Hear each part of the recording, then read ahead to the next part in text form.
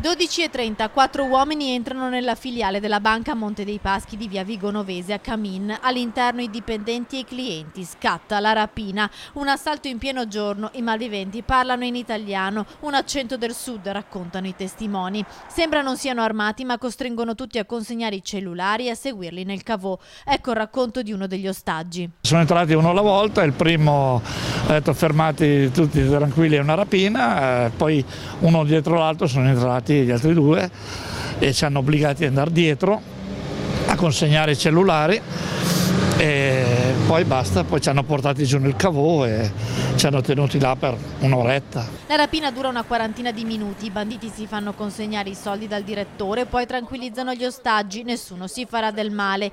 Circa una ventina le persone, tra clienti e il personale della banca, che rimangono bloccati all'interno. Avevano tipo passamontagna, lì una sciarpa sulla faccia, in due, invece uno a viso scoperto. Insomma, sinceramente quando te li vedi entrare non sai che reazione puoi avere. A me è la prima esperienza, però insomma. Alla fine i malviventi scappano, 3 quelli sicuramente entrati nell'istituto di credito, un quarto forse aveva il ruolo dell'autista. Ancora sconosciuta l'entità del bottino. L'allarme viene lanciato dopo la fuga, quando i banditi sono ormai lontani. Sul posto le volanti della polizia, la squadra mobile e la scientifica per i rilievi. Si stanno analizzando le telecamere di videosorveglianza della zona. Nessuno degli ostaggi è rimasto ferito.